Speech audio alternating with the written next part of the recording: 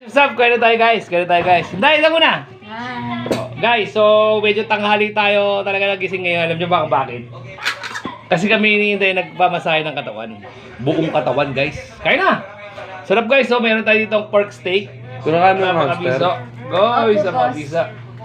Tapos meron tayo ditong... Kaya ko yun eh, kaya nasi kasi may Ang tawag dito? Dalawagang bukid na napagkabisa. Sarap lang.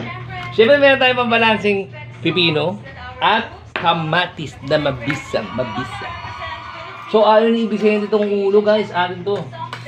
gula sa inyo. Teka lang. Wala tayo ng mga ganito guys. Ayun o. Mga sebu-sebu. Naku.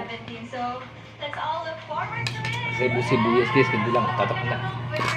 Solvent na tayo dito guys. Solvent. Alam. First bite. Parang ang lumalabas rin ngayon. Parang fish stick ngayon. Kasi ito akin o. This steak. Nope. 17. Sweet mo na sa kanya. Gusto niya guys yung tweet. Nope. This steak. What? Beef steak nga yan, sabi niya. Testing natin ang kamatis guys. Kapaganda lang. Puti. Okay.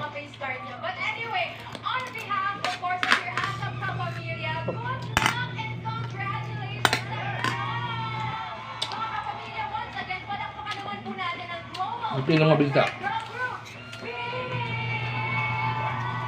Of course, being we're always cheering and praying for you, we're rooting for you all the way. At syempre, kung ang Pini susugod sa US for Coachella, ang asat naman ay lilipad sa Australia this coming July. At ito na nga, ang unang pasabog ng mga kapamilya artists na makikiparty sa Land Down Under. Ayan, kamatis.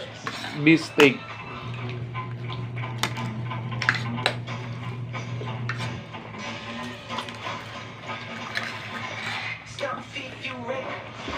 Aray! Hop! Hindi ko. Dala pa yan, hindi ko. Aray.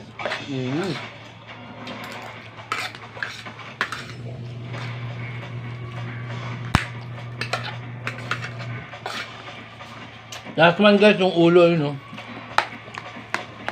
Oh.